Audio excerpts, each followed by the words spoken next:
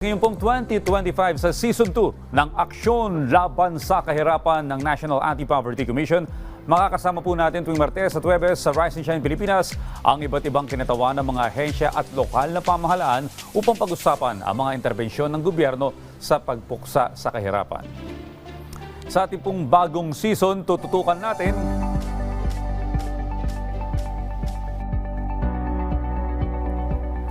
bayan sa ating pong bagong season, tututukan po natin ang convergence o yung pagsasama-sama ng mga programa at stakeholders sa patuloy na pagpapaunlad ng mga komunidad at pamayanan.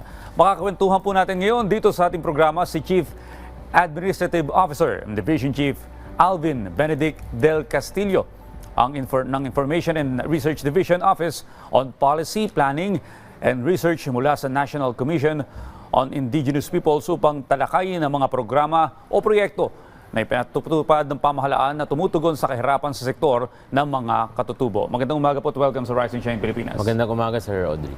Okay, sa pagdiriwang sir ng International Day of the World's Indigenous Peoples noong August 9, ipinapaalala po sa ating mga Pilipino yung mahalagang papel ng mga katutubo sa kaunlaran.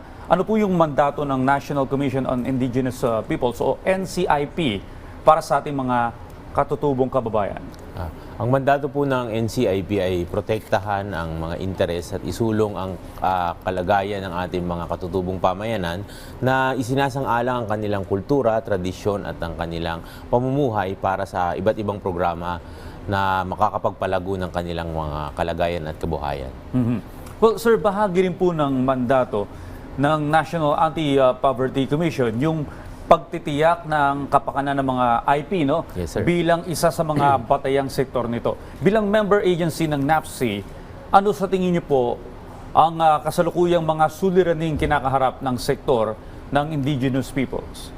Isa po sa mga suliranin na kinakaharap nila ay yung, kumbaga, yung access sa ating basic services. Meron na rin po naman yung may mga pagkakataon po na ang kanilang mga lupaing ninuno ay kinukuha ng iba't ibang sektor. So, kung ito po yung merong land grabbing na nagaganap, meron din naman po yung pagkasira ng kanilang lupaing ninuno na lahat ito ay nakakapagdulot din ng kahirapan ng kanilang mga pamumuhay. Well, so sabi mo, nabanggit po ninyo yung land grabbing.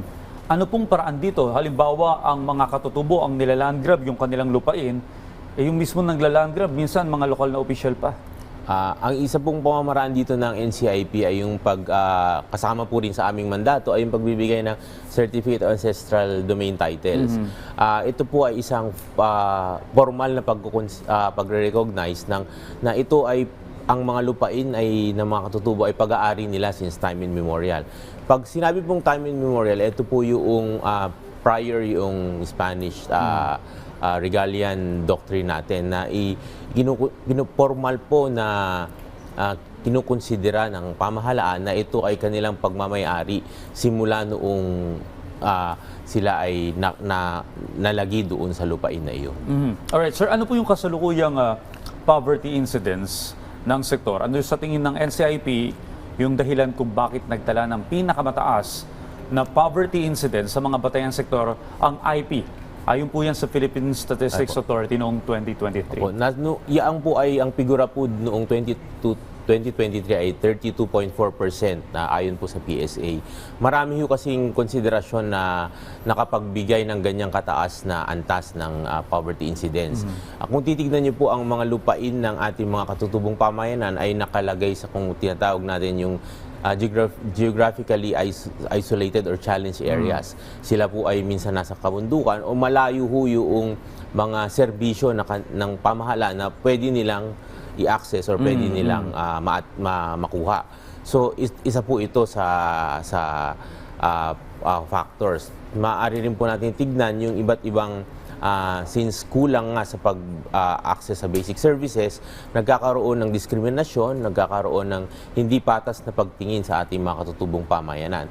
Kaya ito po ay mga, kumbaga, iba't ibang factors kung bakit nagkakaroon ng mataas na kahirapan sa ating mga katutubong pamayanan. Well, recognize yung kakulangan ng government services sa kanila. Sa ngayon, ano po yung mga programa o proyekto na ipinatutupad ng pamahalaan para matulungan po ang sektor ng mga katutubo? Nandyan po yung pagbibigay ng livelihood sa kanilang sa ating mga katutubong pamayanan.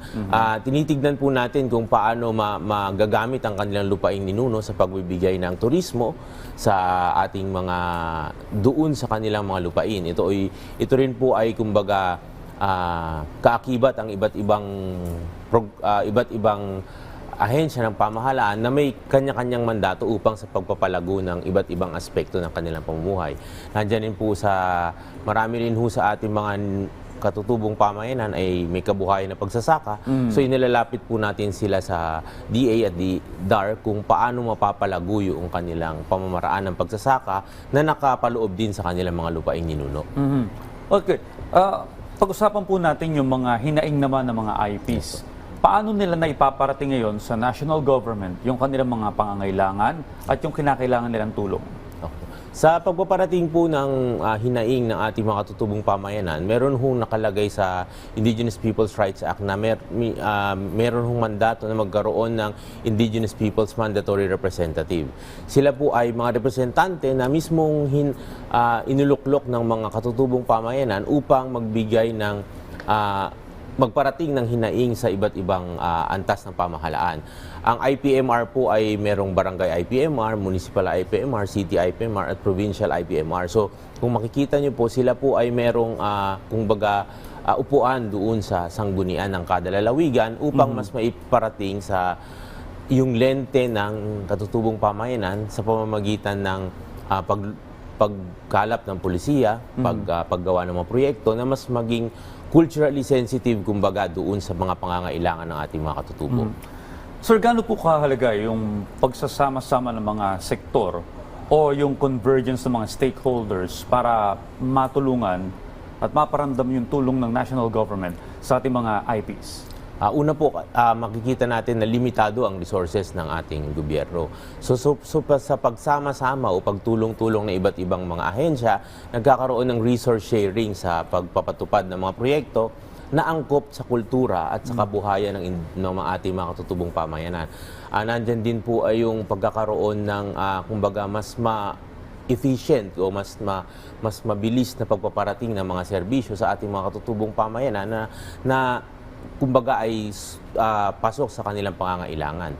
At nagkakaroon ng sensitibo doon sa pagbibigay ng natatanging programa na angkop sa kultura at sa kanilang kabuhayan. Well, ang laban po natin sa kahirapan ay hindi lamang sa mga mamamayan dito sa Metro Manila at sa mga syudad. Kasama na rin po yan yung mga kababayan nating katutubo. Recently po, meron po ba kayong update kung anong programa po yung inyong naibahagi para sa ating mga kababayang IPs? Apo. Meron po kaming programa na nagbigay ng yung abaka stripping machines kasi po merong mga katutubo na merong nagtatanim ng abaka sa kanilang mga lupain ninuno. Nagbigay po ang NCIP sa tulong din na po ng iba't ibang partners natin na sa pribado at saka sa pamahalaan ng abaka stripping machines upang mapabilis yung pagproseso nilang ng mga abaka para makagawa ng abaka-related products. So ito po ay ang goal po nito ay magbigay ng economic opportunities sa ating mga katutubo na kumbaga tinitignan yung mga pwedeng resources o mga likas na yaman na pwedeng pagyamanin doon sa kanilang mga katutubong pamayanan. So yun na rin yung tinatanim doon sa mga lugar nilang tinitirahan. Yes, sir. Okay. Paano po makakalapit ng tulong or paano hihingi ng tulong ang IPs sa ating national government? Una po, pwede ho makipagnayan sa NCIP sa ating opisina upang upang humingi ng tulong sa ating national government at saka po yung binabanggit ko kanina yung sa kanilang IPMR, pwede ho kasing from the IPMR pwede pong idulong sa aming tanggapan at pwede rin po doon through the local government units. So makikita niyo po at different levels ng ating gobyerno, meron pamamaraan upang makapagbigay ng konsultasyon, makapagbigay ng hinaing at makapagbigay ng solusyon doon sa kanilang mga pinagdadaanang problema at issues. Alright, maraming salamat Sir Alvin sa lahat ng mga impormasyon na ibinahagi niyo sa aming ngayong umaga. Malugod kami, nagpapasalamat sa inyong suporta.